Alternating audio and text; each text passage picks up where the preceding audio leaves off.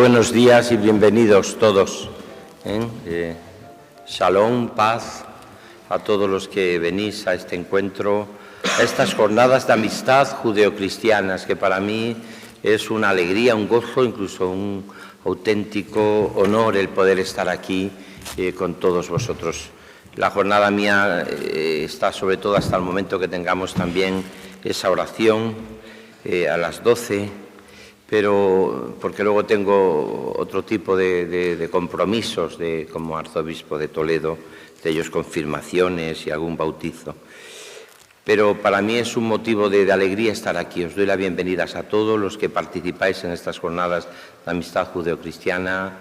Me consta de la gran labor que hacéis todos y sobre todo pues la bienvenida especialmente también al ponente, al que deseamos todos escuchar y sobre todo pues vivir con esta realidad. Quiero saludar especialmente y con mucha cordialidad también a Isaac, presidente de la Federación de Comunidades Judías de España.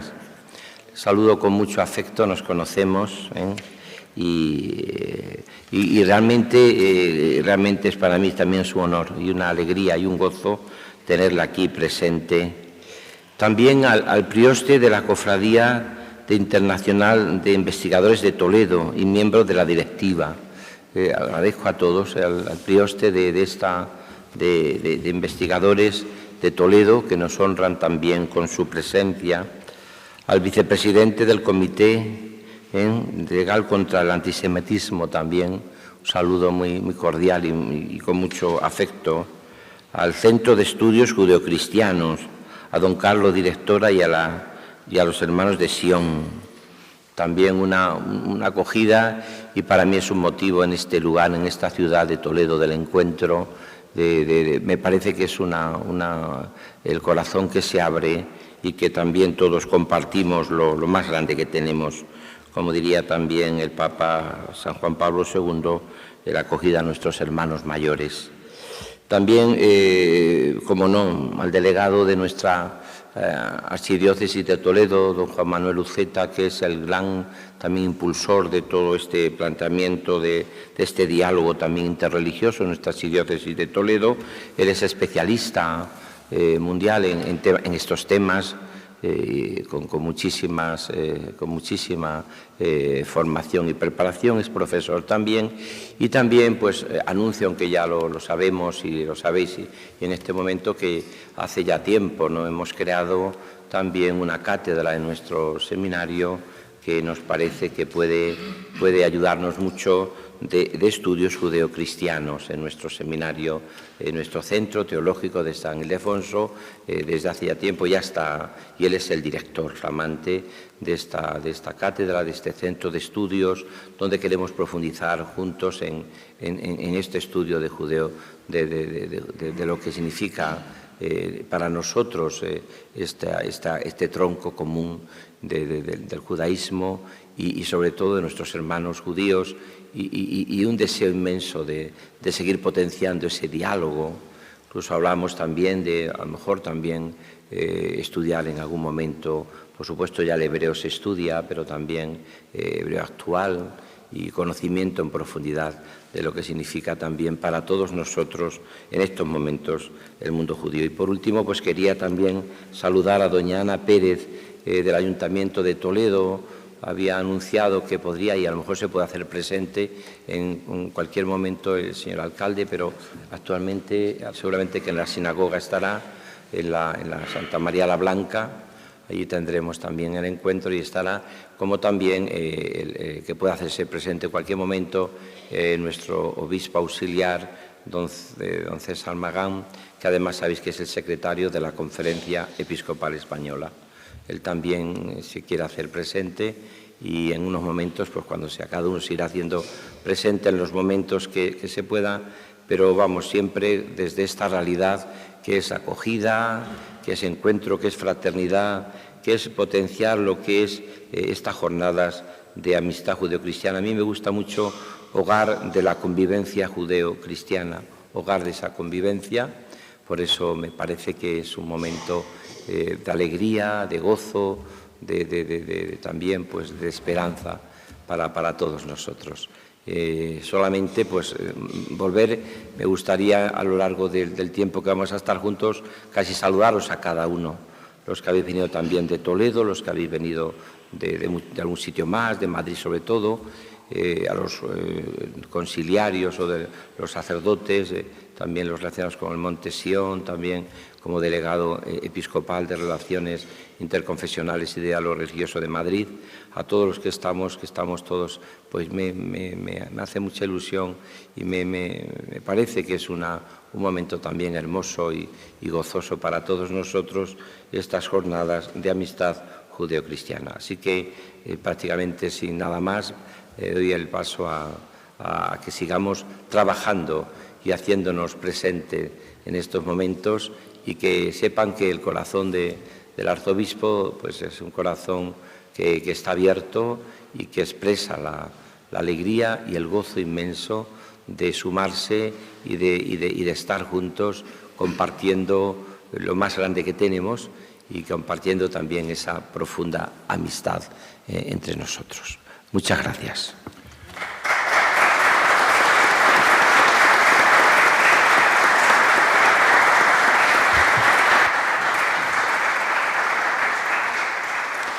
Muchas gracias, señor arzobispo. Con estas palabras hemos dado comienzo a esta primera jornada. Fíjense que hay dos palabras que yo creo que resuenan sobre todas, que son amistad y hogar. Yo invito a que estemos como en casa, que de eso se trata. No es un acto alambicado sino precisamente un encuentro en el que lo personal está por encima de lo demás. Así que con estas palabras damos inicio. No quería ayudar avisos antes de que hablara el arzobispo, ahora sí me toca decirles que hay personas en esta sala que tienen este colgantillo.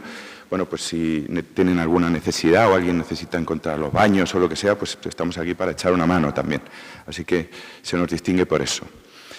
Bien, dicho esto, pues me toca a mí presentar a nuestro ponente de esta mañana, que nos va a hablar de la ciudad en la que estamos. No hemos elegido Toledo, imagino que porque es una ciudad muy bonita, entiendo que también, ¿no? Pega, ¿no? Una ciudad como Toledo, pues hacer un encuentro así. Pero no ese es el motivo. Toledo tiene un significado histórico y no solo histórico, mucho más profundo. Y quién mejor que alguien que lo ha estudiado nos puede hablar de ello. Así que presento a Moisés Orfali, que está hoy con nosotros. Nos honramos de tenerle entre nosotros. Él es profesor emérito de Historia en la Universidad, a ver si lo digo bien, de Bar Ilan Ramat Gan, en Israel, donde ha dirigido los departamentos de Historia General y de Historia del Pueblo Judío y Judaísmo Contemporáneo.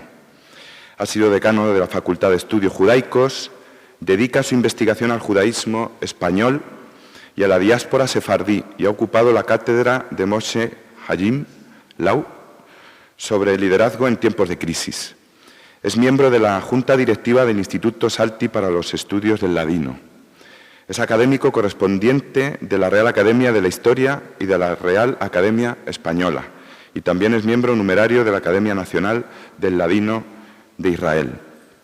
Entre las principales líneas de sus investigaciones destacan la historia de las ideas, el diálogo judeocristiano, mentalidades y mística hispano-judía y sefardí, jurisprudencia y disposiciones legales hispano-hebreas, textos hispanos de la diáspora judía de Occidente y ortodoxia y heterodoxia de los sefardíes en los siglos XVI y XVII. En relación con el tema de su ponencia, el profesor Orfali colabora con el Centro de Estudios Judeocristiano, que también está presente hoy entre nosotros en este encuentro, desde hace más de 40 años, participando en su ciclo de conferencias, publicando en la revista El Olivo y participando en los simposios hispano-israelíes que organiza dicho centro. También colabora con los centros de París, Sao Paulo y Jerusalén de la misma organización. Pues es un honor tenerle entre nosotros y con un gusto enorme le cedo la palabra para que pueda ilustrarnos. Muchas gracias, señor presidente de la sesión, excelentísimo y reverendísimo señor arzobispo de Toledo, excelentísimo señor rabino, distinguido señor delegado de las Relaciones Judeo-Cristianas, ilustrísimo señor presidente de la Federación de Comunidades Sefardíes de España y ilustrísima señora doña María Teresa Rodríguez Abad, directora del Centro de Estudios Judeo-Cristianos en Madrid, distinguida colega de la Academia de la Real Historia, doctora Amparo. Querido público, buenos días a todos. Y yo también digo bienvenidos y bienvenido yo mismo en esta casa tan importante en la historia en general y en la historia del pueblo judío, como veréis, en particular. Porque son pocas las ciudades cuyo mero nombre recompone mágicamente el pasado del pueblo judío y cuyos recuerdos se remiten a la experiencia de la que ese pueblo puede presumir. Toledo es una de estas pocas y lo ha sido desde hace muchas generaciones, no solamente para los judíos, sino también para los cristianos, en toda la variedad de sus denominaciones y también para los musulmanes. Ahora bien, a pesar del hecho de que no hay manera precisa para medir grados de significado, sin embargo, consta que el lugar ocupado por Toledo en la memoria colectiva del pueblo judío, la historia, cultura, religión, literatura, poesía, hasta mística, es excepcional. Antes de tratar de estos factores que fundamentaron el orgullo propio de su glorioso pasado en la ciudad, así como los prejuicios que los hispano-hebreos tuvieron hacia los judíos de otras procedencias, son obligadas en esta jornada de la convivencia judeo-cristiana mostrar solo con algunas ligeras pinceladas, si me permiten, la integración de los judíos en la vida de la ciudad cristiana. Los judíos de Toledo pudieron llegar a participar activamente en los negocios y en la vida de la corte. Y junto a los cortesanos más brillantes se daba un número bastante amplio de profesionales, médicos, intelectuales, poetas, gramáticos, científicos, filósofos y cabalistas, artesanos y gentes pertenecientes también al pueblo llano. A pesar de cifras mucho más optimistas, Itzhak Baer, gran historiador de la cultura y de la historia de los judíos de España, calcula la población judía en Toledo y aldeas vecinas a comienzos del siglo XIII en unas 350 familias, que con el tiempo fueron aumentando. Eliyahu Astor, otro gran historiador de los judíos de España, hablaba de una cifra de cerca de 4.000 judíos, ya en el siglo XI más o menos. Serían una décima parte de la población total de Toledo. Sin duda, se daban diferencias sociales muy importantes dentro de la comunidad judía. Unas cuantas familias, como los Ibn Ezra, los Alfacar, los Ibn Sasón o los Ibn Sadok, que con frecuencia se hacían cargo en calidad de almojarifes de las finanzas del rey y de miembros de su familia. Estos gozaban de verdaderos privilegios sociales y económicos. Había asimismo un estrato medio en el que pueden incluirse líderes espirituales, rabinos y dayanim, junto a otras personas dedicadas a las finanzas, la recogida de tributos, el comercio, la vida intelectual o profesional, etc. Y también familias más sencillas, ocupadas en todo tipo de trabajos manuales y cultivos de terrenos de olivos y viñas, como se desprende de los numerosos documentos de archivo publicados por doña Pilar León Tello en su monumental obra Judíos de Toledo. Ahora bien, yo tratando de explicarles aquí, en el poco espacio y tiempo que se me ha dedicado sobre el gran significado de la ciudad, he seguido la sugerencia del Proverbio 7, donde una casa de sabiduría ha de construirse en 7 columnas. Y he labrado yo mi exposición en 7 puntos principales que les voy a comentar de ellos. El primero es la antigüedad de la diáspora judía en Toledo. La antigüedad como causa superior de calidad o de magnificencia de una comunidad judía es uno de los temas más recurrentes en la historiografía hebrea, no tanto por un mero ejercicio de erudición de anticuario, sino más bien de apologética, para probar que aunque no eran originarios de aquellos lugares, habrían adquirido ciertos derechos por su larga permanencia en ellos. En el caso de Toledo, tanto las tradiciones judías como en las repetidas por diversos autores y cronistas cristianos sitúan su llegada en tiempos de Nabucodonosor o Tito. En general diré que los judíos hispanos fundaron su seguridad e identidad en la identificación de Hispania con la Sefarad bíblica. Ellos eran los desterrados de Jerusalén que están en Sefarad, Galut Yerushalayim Asher Bisfarad, Abadías 20.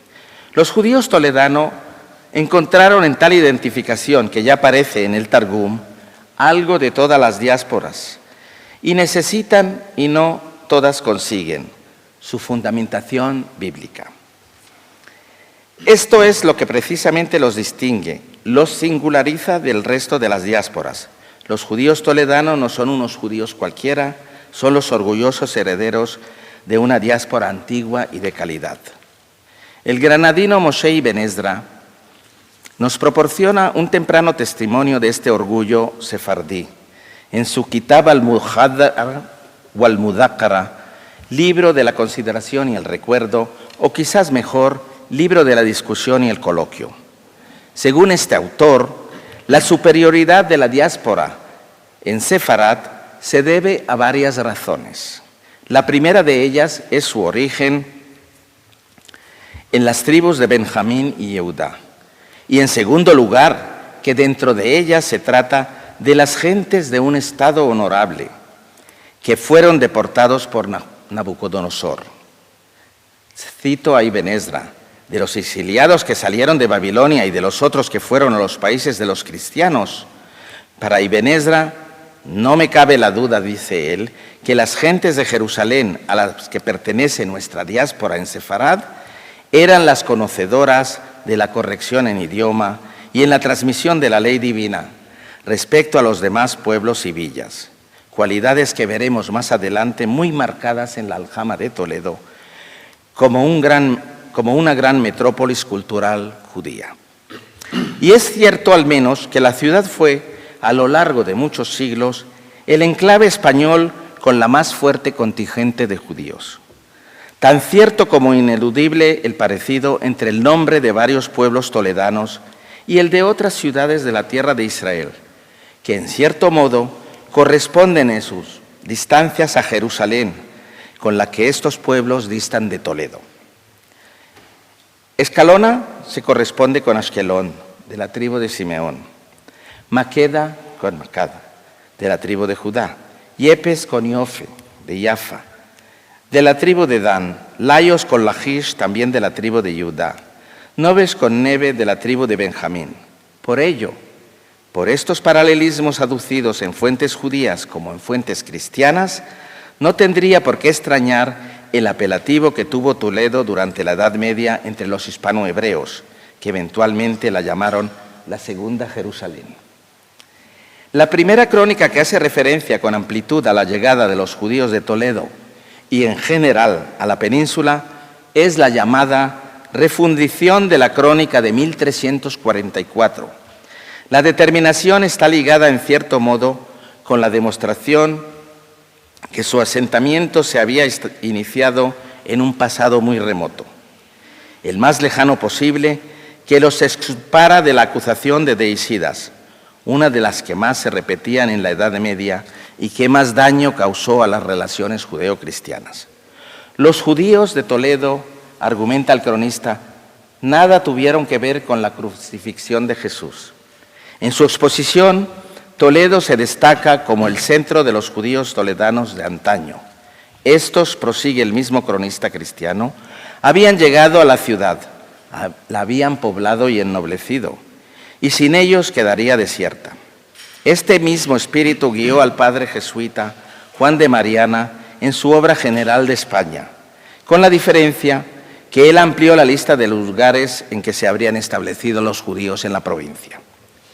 De Mariana es uno de los que relacionó los nombres de lugares en España con los sitios bíblicos, como lo habían hecho ya muchos antes que él, Isaac Abarbanel y Shlomo Ibn Verga. El humanista Arias Montano, por su conocimiento de las obras exegéticas e historiográficas judías, tuvo un papel de primera importancia en la difusión y recepción de todas estas tradiciones en la historiografía española. También él, de nuevo en su comentario a Abdías y utilizando, según afirma, comentarios judíos, el segundo libro de Reyes, defiende la etimología hebrea de Toledo.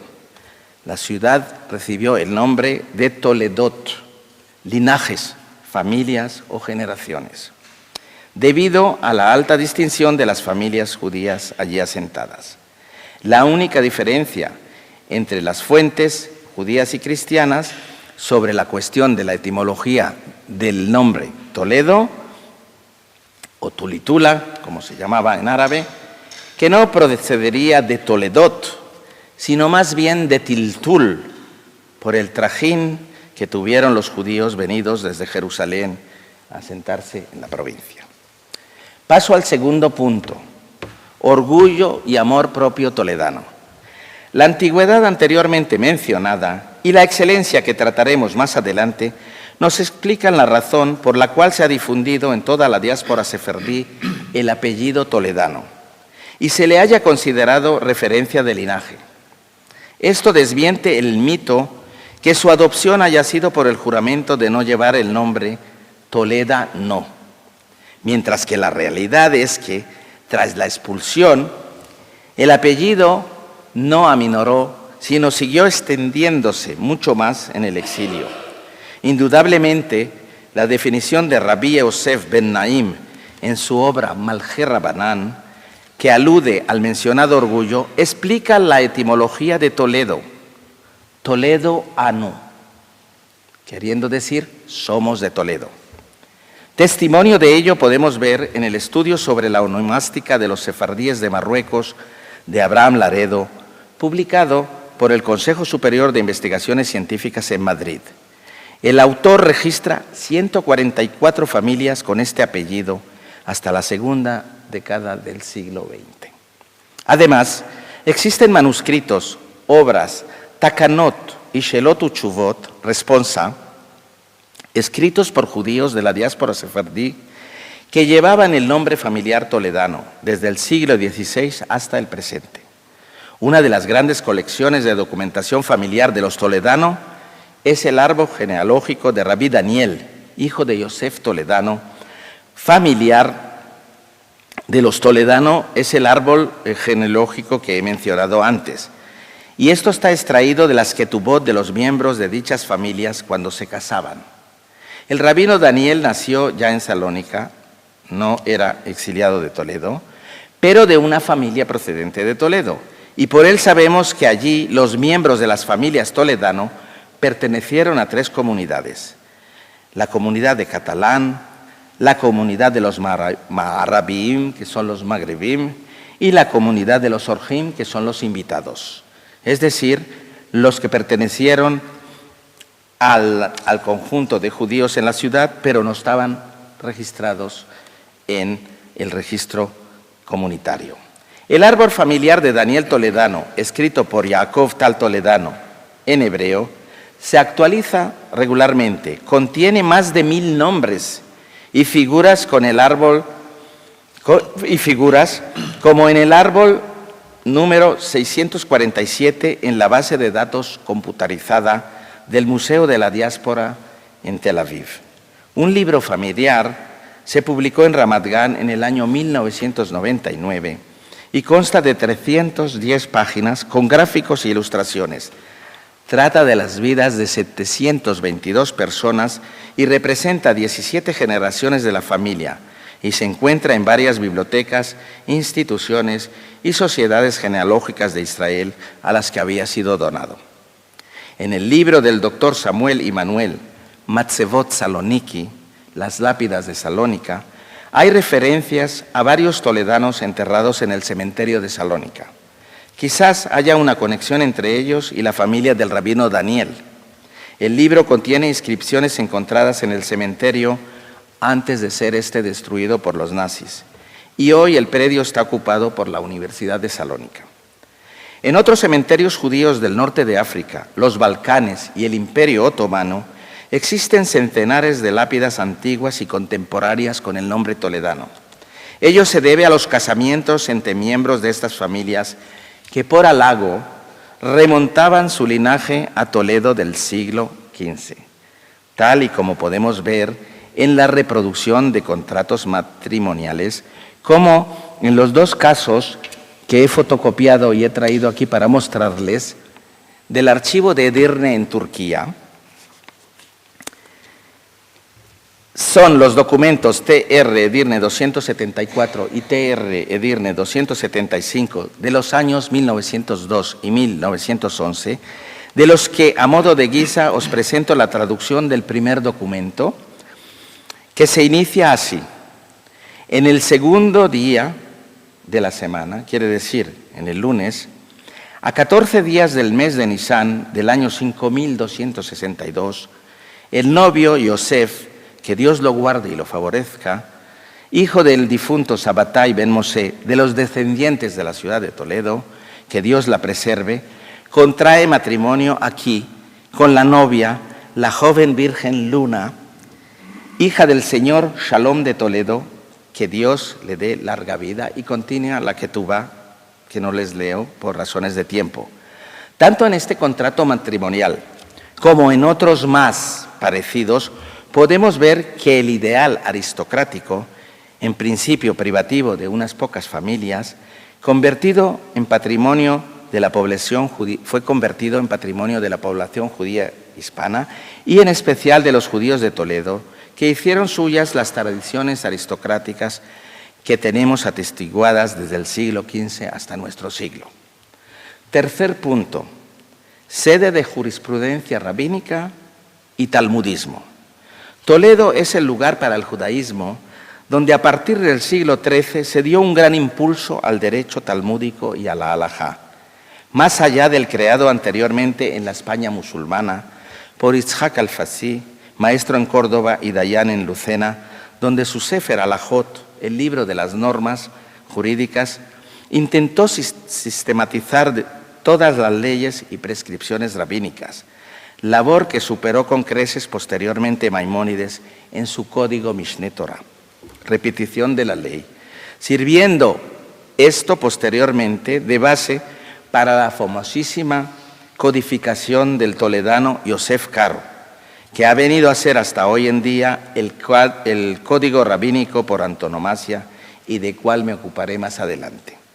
En Toledo, además de Yoram Abraham Gerondi, que pasó los últimos años de su vida enseñando en Toledo y dejó honda huella en el judaísmo por sus comentarios jurídicos a ciertos tratados del Talmud, y Yosef ben Todros Alevi Abulafia, segunda mitad del siglo XIII, místico, exégeta y talmudista, sobresale la figura extraordinaria del talmudista Rabbi Asher ben Yehiel, 1250-1327-28, denominado Arosh, la cabeza, pero es además el acrónimo de su nombre, Rabbi Asher. Rabbi Asher no es toledano de origen, emigrado de Alemania, creó en Toledo una gran escuela rabínica, ejerciendo un verdadero magisterio con sus responsa, con sus decisiones jurídicas universalmente aceptadas y con su fama capaz de atraer a Toledo discípulos de toda Europa y ganarse el respeto de la corte.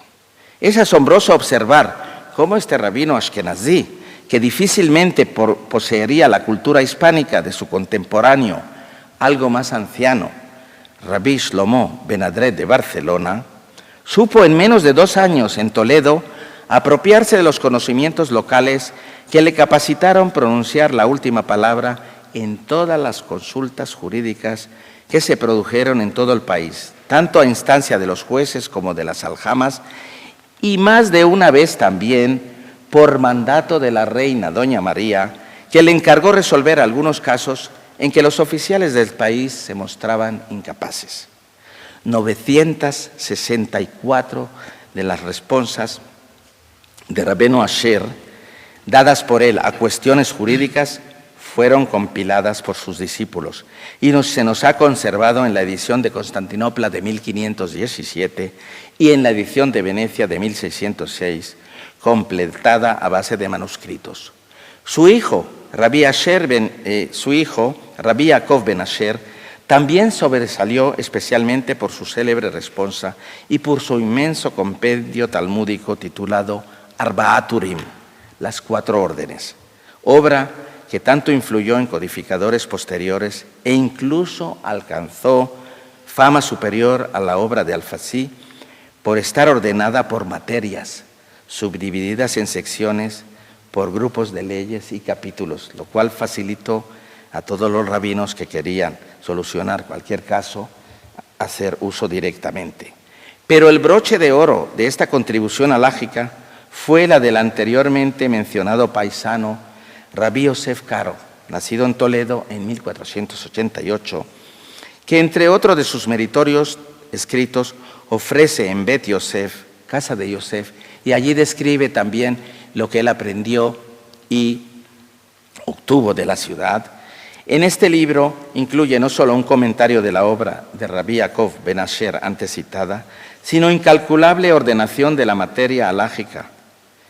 Reelaborada luego esta obra monumental bajo el título Shulchan Aruch, mesa preparada para el que quiera utilizar, o mejor dicho, mesa servida, es una de las más populares y leídas en el judaísmo, de influencia enorme a pesar de la oposición que en principio le hicieron algunos talmudistas germanos y polacos, porque Yosef Karo se basaba principalmente en Al-Fasí y Maimónides y en otros autores de la escuela toledana. Pero las notas adicionales de un rabino ashkenazí de Cracovia, Moshe Isserles, ajustadas a las costumbres ashkenazíes y necesidades, fueron, como él las denominó, el mantel, amapá, sobre la mesa servida de Karo. Con ello se venció la resistencia y la obra del toledano Karo quedó consagrada como autoridad suprema del judaísmo hasta hoy en día. Cuarto punto, el Scriptorium toledano como centro de producción de libros manuscritos en hebreo.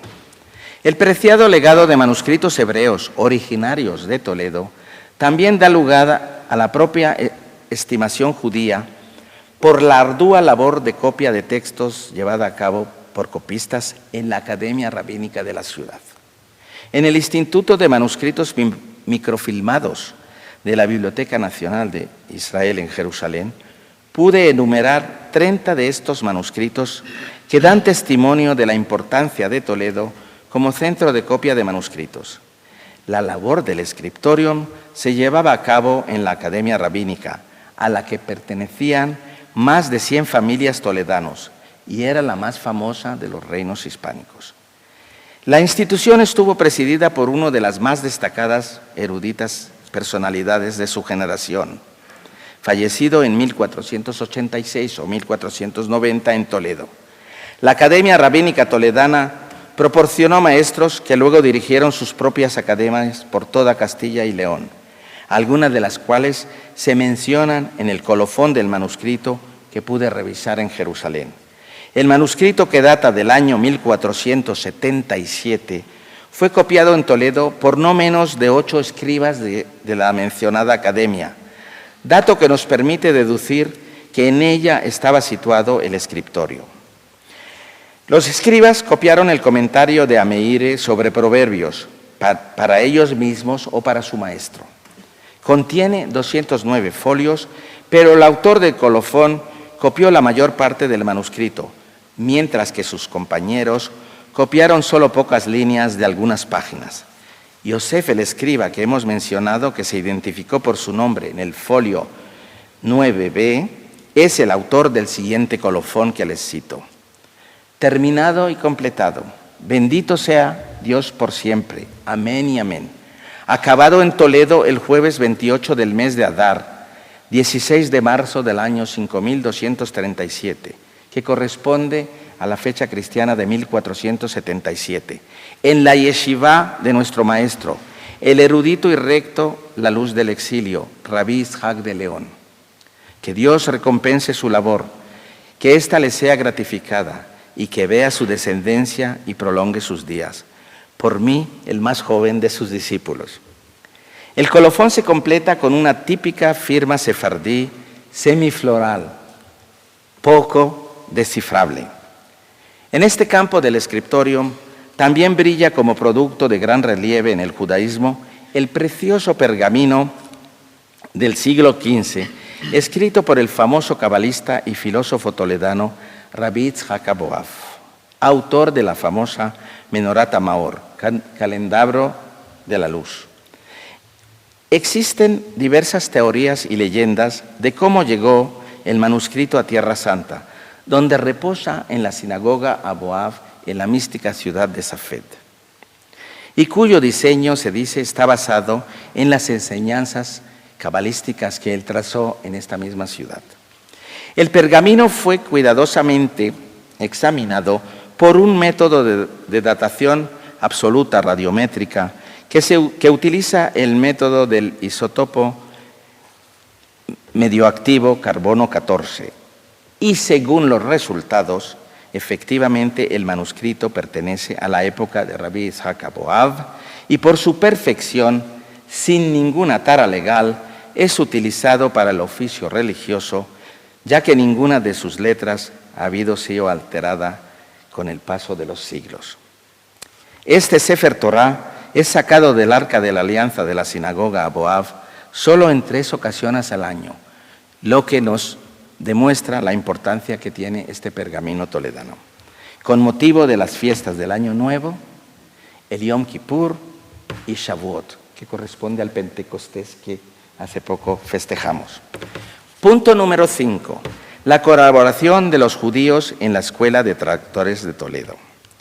Cabe destacar en esta casa, eminencia, que el promotor de este proyecto no ha sido precisamente Alfonso el Sabio el Rey, aunque no le quitemos de sus plumas y de sus honores, pero fue precisamente el arzobispo don Raimundo Salvetat, uno de sus anteriores, quien reclutó judíos conocedores del árabe y de la filosofía para que le ayudasen a vertir al latín ciertos tratados y obras de Avicena, Algacel, Avisebrón, libros de astronomía, astrología y medicina. Así, durante su arzobispazgo, protegió a los judíos de Toledo, no solo por las razones convencionales que movían a la monarquía o a la nobleza, sino más bien por la necesidad de disponer de colaboradores expertos para su obra científico-literaria, obras que se conocen con el nombre de la Escuela de Traductores de Toledo, que es uno de los destacados paradigmas de la convivencia judeo-cristiana en la ciudad.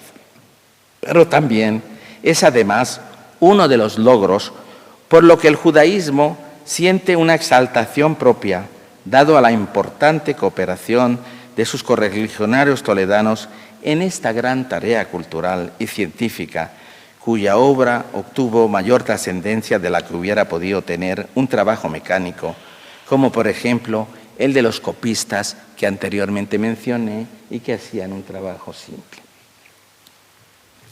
La labor de los traductores constituye una contribución al Renacimiento y al humanismo en general. La popularización de las obras de Euclides, Ptolomeo, Hipócrates, Galeno, Aristóteles y otros autores clásicos, a la vez que un compendio del pensamiento científico y filosófico musulmán y hebreo, crearon la base para el estudio científico europeo.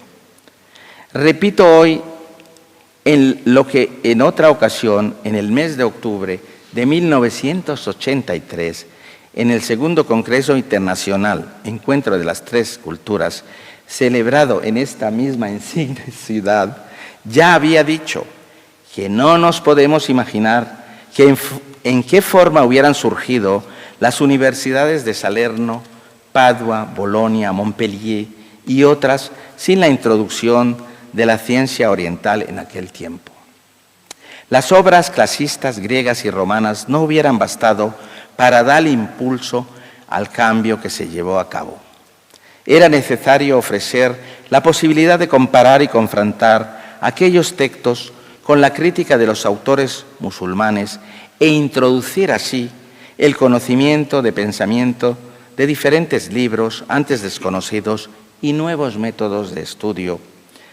Así puede verse, por ejemplo, en la obra de los tres pensadores, Averroes, Maimónides y Santo Tomás, que con soluciones diversas plantearon los mismos problemas fundamentales: relaciones entre fe y razón, pruebas de la existencia de Dios, inmortalidad del alma, nominalismo y realismo u otras. El enlace fue aquí, Toledo. Para poder evaluar la contribución del equipo de unas 15 personas, judíos, castellanos e italianos, citados como partícipes en la labor bajo Alfonso X, conviene primero fijarnos en la lista de los colaboradores científicos alfonsíes. 5 judíos, Yehudá 7 obras, Isaac 11 obras, Abraham 2 obras, Samuel 2 obras y Mosé 1 obra. 7 no judíos, Fernando de Toledo 1 obra, Garcí Pérez 1 obra, Guillena Remón de Aspa 1 obra, Juan de Aspa, Giovanni da Messina, Giovanni di Cremona y Bernaldo el Arábigo no figuran obras, pero me imagino que serían ayudantes y colaboradores del proyecto.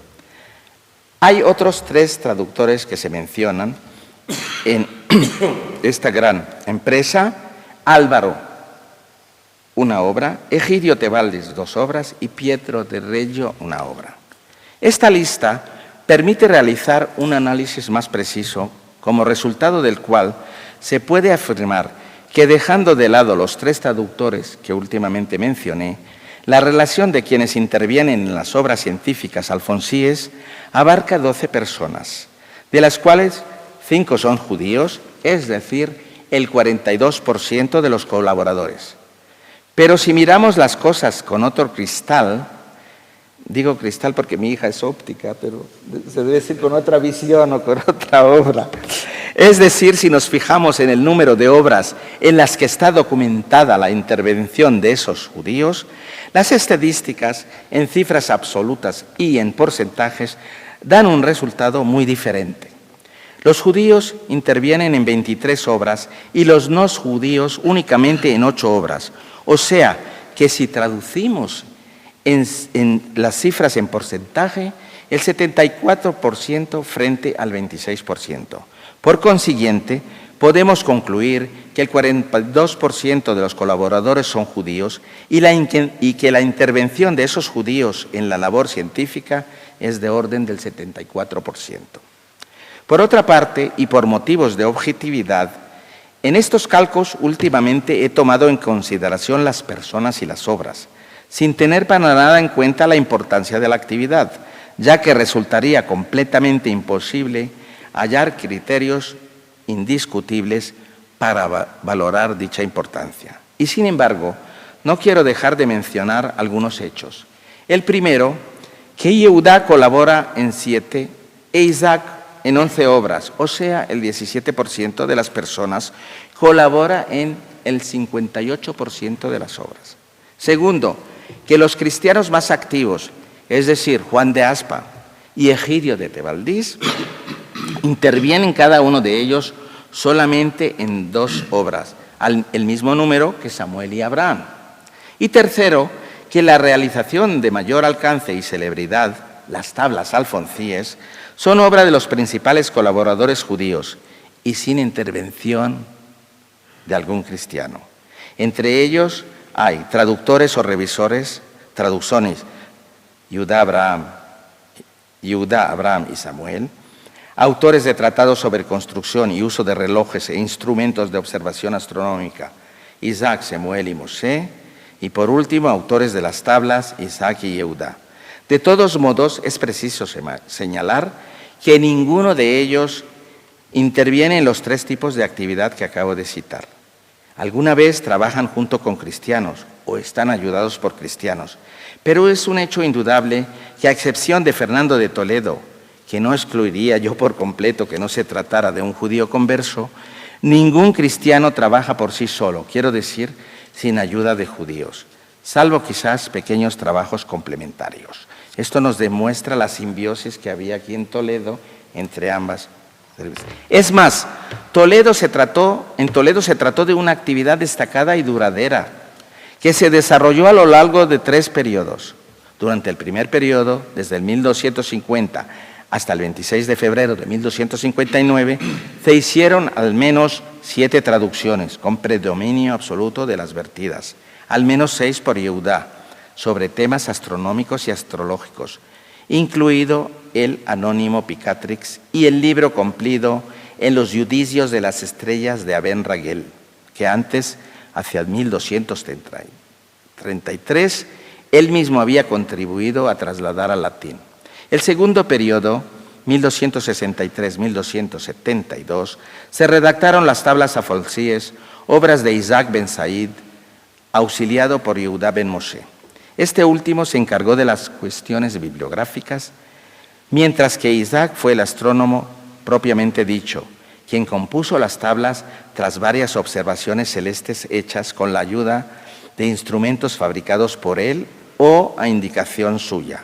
El tercer periodo, junio 1276, mayo 1270, contempló el propósito de reunir en 2 compilaciones lo hecho hasta entonces, pero solo ha conservado uno, el libro del saber de astrología, en el que colaboraron los 5 judíos y que contiene traducciones revisadas, nuevas traducciones y también tratados para la construcción y sobre el uso de tratados astronómicos y de cálculo, como relojes, astrolabios. Es posible que se redactaran en el segundo periodo y se revisaran en el tercero, o bien que fueran escritos en el tercero expresamente para ser incluidos en la compilación. La historia recuerda bien las tablas afolsíes, compuestas por el Meridiano de Toledo y el año Radix de 1252. Con esta denominación se conservan 2 obras esencialmente distintas. La primera, cánones, y la segunda, unas tablas numéricas aplicables gracias a un sencillo expediente matemático, a cualquier calendario. Fueron adaptadas para fechas posteriores y fueron citadas y quizás utilizadas por astrónomos como Tycho, Brahe, Galileo y Kepler, hasta que este último la superó en sus tablas rudolfinas en 1627. Es decir, después de casi 4 siglos de vigencia, sigue radiando la sabiduría y la contribución de Toledo a la ciencia universal. Pero la prepotencia del rey, más la ingratitud de los hombres, ha olvidado que son obras de Yitzhak ben Said con la colaboración libresca de Yehudá ben Moshe, lo cual da una razón más para el amor propio y orgullo toledano de los judíos. Punto sexto, quiere decir que nos estamos acercando ya a la redención final de mi trabajo. Difusión y perfeccionamiento de la lengua hebrea. El toledano Yaakov ben Elazar fue gramático, filósofo y poeta. Recogió en su obra Sefer HaMeshalim el reflejo de una situación problemática por la que pasaba la lengua hebrea en Toledo, que según él tenían los hebreos locales que tomar conciencia de su propio valor para no sufrir complejos de inferioridad. Cito a Yaakov ben Elazar. Doy gracias al Señor, nuestro Creador, que repartió las lenguas a todos los pueblos según su voluntad, a cada pueblo la que le correspondía, y escogió la lengua santa como la lengua de los hebreos de entre todas las lenguas de sus pueblos. Y el que hace burla de nuestra lengua es el que debe recibir burla y desprecio, porque tartamudeando y en otra lengua habla aquel pueblo que nos trata de difamar. Según el relato de Yaakov ben Elazar, el motivo de su libro, tal como él confiesa, son mis comparaciones y el haber querido escrito todas mis palabras para que los sabios ismaelitas que han intimado a la lengua santa y se han crecido y se han jactado contra mí, tomando palabras llenos de orgullo, decían, conviene que todos los proverbios se redacten en nuestra lengua árabe, pues es la que ha de prevalecer sobre todos. Y decían en verso, ¿hay acaso otra lengua para alabar o injuriar? ¿O para despertar el amor como la lengua de los árabes? y para las guerras y los avatares de los tiempos, donde hay palabras tan gratas como las nuestras. Esto instigó mucho a los judíos toledanos a seguir escribiendo gramática hebrea, poesía, etc. Así vemos cómo Todros Ben Yosef Alevi Abulafia, quien ocupó un puesto destacado en la corte de Alfonso X, sin dejarse arrastrar a la fácil vida cortesana, explica en la introducción de Sidruan que la poesía que ha escrito es un modo de demostrar las posibilidades de la lengua hebrea.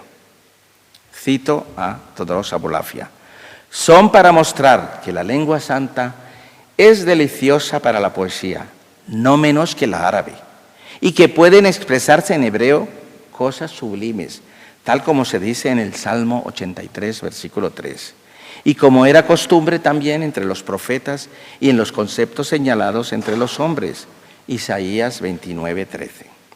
Desde otro punto de vista, más cotidiano, los judíos toledanos se sienten superiores a los recién llegados askenazíes, especialmente los franceses, y se ríen, por ejemplo, de sus artes poéticas y de su empleo de la lengua. Así, Todros Abulafia se burla de un talmudista askenazí, Moshe Tzarfati, que se ha atrevido a escribir poesía. Según su propio encabezamiento, dice sobre aquel francés que se puso a escribir poemas y degolló e hizo cosas abominables con sus palabras. Cito a Todros Abulafia: en verdad entiende este Moshe Gemara y tiene brazo fuerte en la Mishnah. Deduce nuevas normas con inteligencia y explica significados con lógica, pero en poesía no tiene entendimiento y no consigue dulzura, sino amargor. ¿Qué tiene que ver la poesía con este tzarfatí, con este francés? ¿Qué relación hay entre la onda y la piedra preciosa? Tenía antes vergüenza de mostrar la vanidad de su boca, pero tenía que ocultarla. Mas ahora hace poesía sin rubor, y si se le increpa, no le espanta la reprensión.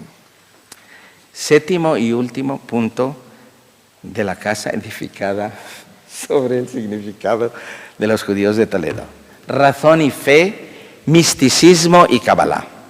La comunidad judía de Toledo ha conocido pensadores aristotélicos con su característica actitud de apertura, como Abraham ibn Daud, igual que antirracionalistas como Yehuda Levi. La vida intelectual de la aljama toledana estuvo dominada a partir del siglo XIII por las controversias entre filósofos y místicos. Esto empezó en el siglo XIII ya con las obras de Maimónides. No es de extraño que la Toledo de Alfonso VIII albergara al mismo tiempo a decididos partidarios de Maimónides, como Yehuda al-Harizí, y antimaimonidianos como Meir Abulafia.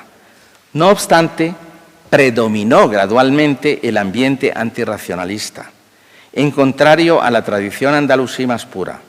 Muchos de los dirigentes intelectuales y de los miembros de las familias más distinguidas de Toledo adoptaron una actitud contraria a la de Maimónides, apoyando un modo más tradicional de entender el judaísmo, como reacción contra los peligros que encierra la filosofía griega y árabe, adoptada por ciertos pensadores judíos. Toledo no llegó a tener la significación de otras ciudades castellanas en la historia de la Kabbalah, pero conocidos cabalistas sí vivieron en ella y desarrollaron su actividad, tales como Yehuda ben Sisa, uno de los posibles introductores de ideas provenzales en Toledo, Yehuda ben Matka, autor de la enciclopedia árabe, o Isaac ben Latif, que un sello muy peculiar, y según la descripción de un cabalista del siglo XV, dice de él que tenía un pie dentro y otro fuera.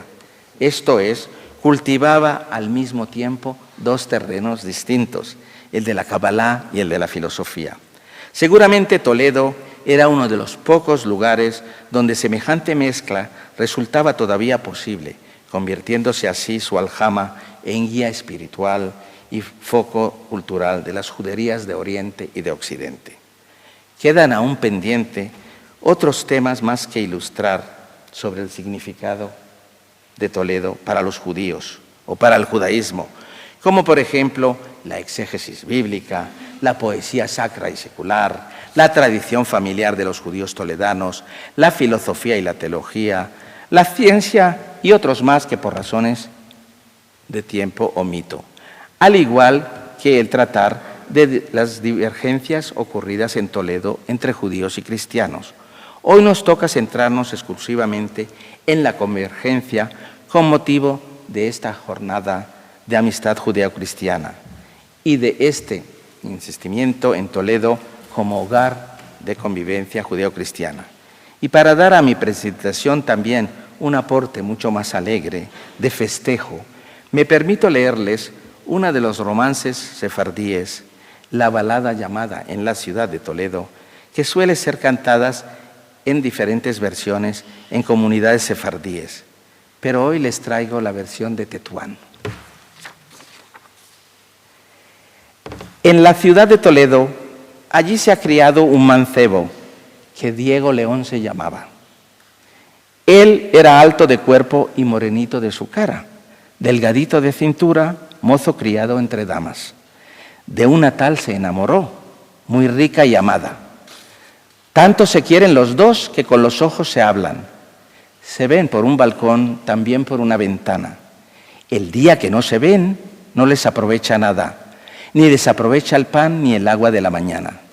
Un día se vieron solo los dos y dijo León a su dama: «Mi dama, te he de pedir, no sé si es cosa cercana». Lo que la dama contesta es lo que al león le agradaba. De rodillas en el suelo, don Pedro se encontrara. Los buenos días le daba. «Don Pedro, dame a tu hija doña Juana». «Mi hija no es de casar, es chiquita y muchacha joven. El que mi yerno ha de ser, ha de menester que traiga de caudal 100,000 ducados y otros tantos de oro y plata». El padre, por burlar el caso, a su hija lo contara. «Hija, León te ha pedido, váyase en hora mala, que no tiene ni caudal ni siquiera una chapa. Padre, casáime con él, aunque nunca me deis nada, que los bienes de este mundo Dios lo da y Dios los lleva». La vio que de amor estaba tocada, la cerró en un aposento para que con él no hablara. Alquiló 4 valientes, los valientes de la plaza, que mataran a León y arrancaran su alma. León a los 3 mató, y el uno herido estaba, de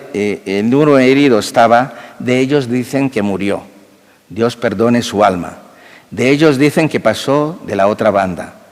3 días no son pasados. León en la plaza estaba.